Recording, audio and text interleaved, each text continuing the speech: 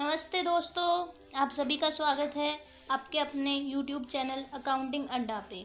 दोस्तों, आज हम बात करने वाले हैं कि आप कैसे अट्रैक्टिव नोट्स बना सकते हैं जिनको देख के ही आप अच्छे से अपने टॉपिक को समझ पाएँ, याद कर पाएँ। फ्रेंड्स, जब आपके एग्ज़ाम्स पास में आते हैं और आप अपनी नोटबुक्स को या बुक्स को सामने पाते हैं तो उनको देख के आप स्ट्रेस में आ जाते हैं कि उनको अब कैसे याद किया जाए। तो वहाँ पे अगर आपके पास अच्छे अट्रैक्टिव नोट्स हों तो आपको उनको याद करने में, उनको समझने में ईजी हो जाता है। तो आज मैं आपको इसी में हेल्प करने वाली हूँ। तो फ्रेंड्स, अगर आप मेरे चैनल पे नए हैं तो प्लीज़ चैनल को सब्सक्राइब कर दीजिए ताकि आने वाली हर वीडियोस की नोटिफिकेशंस आपको मिल जाए। फ्रेंड्स, अब मैं आपको बताने वाली हूँ कि आप नोट्स कैसे बना सकते हैं। तो लेट्स गेट स्टार्टेड। अच्छे नोट्स बनाने के लिए आपको चाहिए स्टेशनरी। फ्रेंड्स, इतनी सारी स्टेशनरी को देख के घबराइए नहीं। आज मैं आपको जो नोट्स बनाने का तरीका बताने वाली हूँ उसमें आपको इतनी सारी स्टेशनरी की बिल्कुल भी रिक्वायरमेंट नहीं है। जैसा कि आपको सभी से सजेस्ट करते हैं कि 5 कलर्स लीजिए, 5 तरीके के पेन्स लीजिए, ये लीजिए, वो लीजिए, मैं आपको बिल्कुल वो सजेस्ट नहीं करूँगी। मैं आपको कम से कम स्टेशनरी में अट्रैक्टिव नोट्स बनाने सिखाने वाली हूँ। नोट्स बनाने के लिए आपको चाहिए सिर्फ एक हाइलाइटर, एक ब्लैक पेन, एक ब्लू पेन और एक पेंसिल। तो आपको अब मैं बताने वाली हूँ कि आप कैसे अपने नोट्स प्रिपेयर कीजिए। सबसे पहले नोट्स बनाने के लिए आपको अपने चैप्टर को, अपने टॉपिक को बुक से थ्योरली पढ़ना पड़ेगा। I would not suggest you कि आप अपनी बुक को पूरी ही हाइलाइटर से ब्लू, ग्रीन या रेड कर दीजिए। आई मस्ट सजेस्ट यू कि आप जो कीवर्ड्स हो, सिर्फ जो कीवर्ड्स हो, जैसे यहाँ पे लिखा है नई तालीम, दिस इज़ अ कीवर्ड, तो आप इन कीवर्ड्स को हाईलाइट कीजिए और जो उनके मीनिंग्स हैं उनको आप पेंसिल से अंडरलाइन कीजिए। क्योंकि फ्रेंड्स, जब हम बहुत सारी हाईलाइटेड बुक देखते हैं, बहुत ज़्यादा कलरफुल बुक देखते हैं, तो एक टाइम के बाद हमें बहुत गंदी लगने लग जाती है और वो ख़राब भी हो जाती है। आप अपने चैप्टर को 2 बार थोरोली पढ़िए, कीवर्ड्स को आप हाईलाइटेड कीजिए, साथ ही उनके मीनिंग्स को पेंसिल से अंडरलाइन कीजिए। उसके बाद उन कीवर्ड्स को, उन डेफिनेशंस को अपनी लैंग्वेज में ब्लू और ब्लैक पेन से अपनी नोटबुक में, नोटपैड में नोट कर लीजिए। ब्लैक पेन से आप हेडिंग्स नोट कीजिए, ब्लू पेन से आप उनको अपनी लैंग्वेज में लिखिए। आई मस्ट मेंशन कि आप अपनी लैंग्वेज में लिखिए, क्योंकि बुकिश लैंग्वेज तो ऑलरेडी बुक के अंदर है। आपको कुछ अपना ऐसा लिखना है जिससे आप उसको ईजिली समझ सकें, तो आप उसको अपनी लैंग्वेज में लिखिए।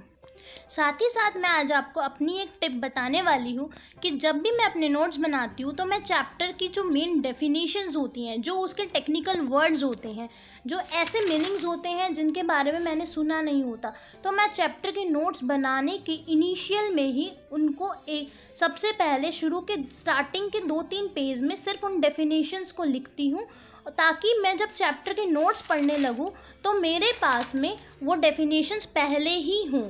ऐसा करने का फ़ायदा ये होता है फ्रेंड्स कि आप टेक्निकल वर्ड्स को अपनी लैंग्वेज में भी लिखना चाहोगे तो भी आप उन नोट्स में चेंज नहीं कर पाओगे। तो जब आप उनको नोट्स को पढ़ोगे तो और वो टेक्निकल वर्ड्स आएंगे तो आप नहीं समझ पाओगे कि ये वर्ड्स क्या हैं। तो अगर आप चैप्टर के नोट्स पढ़ने से पहले ही उन डेफिनेशंस को, उन मीनिंग्स को आप ढंग से पढ़ लेंगे तो आपको नोट्स को समझने में, याद करने में ईजी रहेगा। नेक्स्ट टिप फ्रेंड्स, आप जब अपनी लैंग्वेज में नोट्स प्रिपेयर करने वाले हैं तो जो उनके अंदर भी कोई कीवर्ड्स आए, कोई मेन चीज़ आए उन सेंटेंस में भी, तो आप उनको प्राइमरी कलर से हाईलाइट कीजिए। आप उनको पेंसिल से हाईलाइट मत कीजिए, क्योंकि एक टाइम के बाद पेंसिल से हाईलाइट की हुई चीज़ें इरेज हो जाती हैं।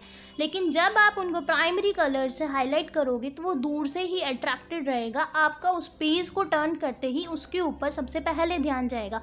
फॉर एग्जाम्पल, जब किसी राइटर का, किसी ऑथर का या फिर किसी कंटेंट मेकर का नाम आए, ईयर आए, तो आप उसको primary colour like red, blue, green, इनसे आप हाईलाइट कर सकते हैं ताकि आप उनको याद कर सकें ईजिली। थर्ड थिंग फ्रेंड्स, आप अपने नोट्स के अंदर डायग्राम्स यूज़ कर सकते हैं, क्योंकि आपके पास मीनिंग पढ़ने का कई बार इतना टाइम नहीं होता या फिर वो इजीली समझ नहीं आता। लेकिन जब आप डायग्राम्स देखते हैं तो आपको चीज़ें एग्जैक्टली समझ आती हैं, आपके माइंड में वो स्ट्राइक कर जाती हैं और लास्ट लॉन्ग तक वो आपके साथ में रहती हैं। तो डायग्राम प्रेजेंटेशंस नोट में बहुत इंपॉर्टेंट रोल प्ले करती है। उसके अलावा आपके टॉपिक में कोई फॉर्मूलाज हैं, कोई ग्राफ्स हैं, तो आप उन ग्राफ को बनाइए, साथ ही साथ वहीं पे उसका डिटेल एक्सप्लेनेशन कीजिए, ताकि आपको पूरी कहानी पढ़ने की ज़रूरत ही ना पड़े। आप सिर्फ एक ग्राफ देखें और उस ग्राफ को देख के ही समझ पाएँ कि ये अल्टीमेटली टॉपिक कहना क्या चाह रहा है। फॉर्मूलाज को आई मस्ट से कि आप ब्लैक पेन से लिखिए, क्योंकि वो अलग ही शो हो जाएगा आपके पेज में कि ये हाँ ये याद करने की चीज़ है, आपको इसको पढ़ना ही पड़ेगा, एक क्विक रिवीजन देना ही पड़ेगा। अगर आपके पास ऐसा कोई टॉपिक है जिसको आपको सीक्वेंस में ही याद करना पड़ता है, लाइक बहुत सारे लॉज होते हैं, उनके हमें सेक्शंस याद करने पड़ते हैं, तो उनको हमें सीक्वेंस में याद करना पड़ेगा, तो ऐसा कोई पेपर लीजिए, ऐसा कोई नोट पैड लीजिए जिसमें आप उन सारे सीक्वेंस को एक ही पेज में लिख सकें, और वहाँ पे कोई भी अलग कलर यूज़ मत कीजिए, एक ही पेन से सारा कुछ लिखिए और सीक्वेंस में लिखिए, ताकि आपको सब कुछ सीक्वेंस में रहे। अगर उसको याद करने की आपने कोई टिप्स बनाई हुई है, कोई ट्रिक्स बनाई हुई है, तो उसको उस पेज के स्टार्टिंग में ही अप साइड में ही आप अपने पेंसिल से मेंशन कर सकते हैं, ताकि आपको जब आप एक क्विक रिवीजन के लिए उस नोट्स को देखो तो आपको इतना सारा पूरा पेज देखने की रिक्वायरमेंट ना पड़े। आप उस ट्रिक को देखो और आपको याद आ जाए कि हाँ इस पेज में आखिर है क्या। अब आप लोग सोच रहे होंगे कि अगर हम इतना सारा नोटबुक में लिखेंगे तो फिर जब हम पेपर से 1 घंटे पहले अगर पढ़ने जाएंगे तो हम इतना सारा कैसे रिवाइज कर पाएंगे।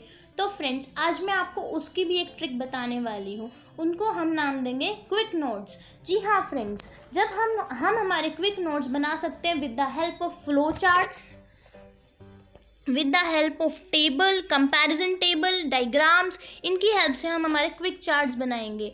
फ्रेंड्स सी, कोई भी चीज़ होगी, लाइक किसी भी चीज़ के टाइप्स होंगे, तो आप पूरे टाइम तक पेपर के 2 दिन पहले, 4 दिन पहले, 1 वीक पहले तक आप उन नोट्स को पढ़ रहे थे, लेकिन अभी पेपर का सिर्फ 1 आवर बचा है और आपको सिर्फ एक क्विक रिवीजन देना है। तो ये फ्लो चार्ट्स आपको हेल्पफुल रहेगा कि हाँ इस टॉपिक के ये टाइप्स हैं, ये प्रोसेस है, आपको ऐसे करना है। या फिर आप कोई फॉर्मूलाज है उनको टेबल की फॉर्म में या फिर एक साथ लिख सकते हैं, ताकि सबको इतने सारे पेजेस को आपको टर्न ओवर करने की ज़रूरत ना पड़े, आप एक साथ सबको एक ही जगह पे पाओ और सबको एक साथ याद कर पाओ, रिकॉल कर पाओ। और फ्रेंड्स, इस क्विक नोट्स के बहुत सारे एडवांटेजेस भी हैं। फॉर एग्जांपल, जब आप एक कंपैरिजन टेबल बनाते हैं तो सी, दिस इज माय टॉपिक, इसका जो अकाउंटिंग प्रॉफिट का जो एडवांटेजेस है वो कैश फ्लो के डिसएडवांटेजेस है। तो जब हम नोट्स या बुक्स में से पढ़ रहे थे तो हम पढ़ रहे थे कि उसके एडवांटेजेस हम अलग से पढ़ रहे थे और कैश फ्लो के एडवांटेजेस हम अलग से पढ़ रहे थे, लेकिन हमने क्विक रिवीजन में पाया कि जो इसके एडवांटेजेस हैं वो दूसरे के डिसएडवांटेजेस हैं, जो पहले के डिसएडवांटेजेस हैं वो दूसरे के एडवांटेजेस हैं। तो यहाँ पे हमें अल्टीमेटली दोनों को याद करने की रिक्वायरमेंट पड़ी नहीं, हम एक को याद करेंगे और हमारे लिए सफिशिएंट रहेगा। तो आई होप फ्रेंड्स आपको मेरे नोट्स बनाने की ट्रिक्स अच्छी लगी। मैंने आपकी ज़्यादा स्टेशनरी भी यूज़ नहीं करवाई, ज़्यादा कलरफुल भी नहीं करवाया, क्योंकि आई नो कलरफुल बच्चों के लिए ही अच्छा रहता है। बड़े होने के बाद एक टाइम के बाद हम ब्लैक ब्लू बैन पे ही आ जाते हैं और हमें ये सब बहुत अजीब लगने लग जाता है। तो I hope you like my video. Thanks for watching. अगर आपको मेरी वीडियोज़ अच्छी लगी है तो please like, share and subscribe कर दीजिए, ताकि आने वाली हर नोटिफिकेशंस आपको मिले। Thank you.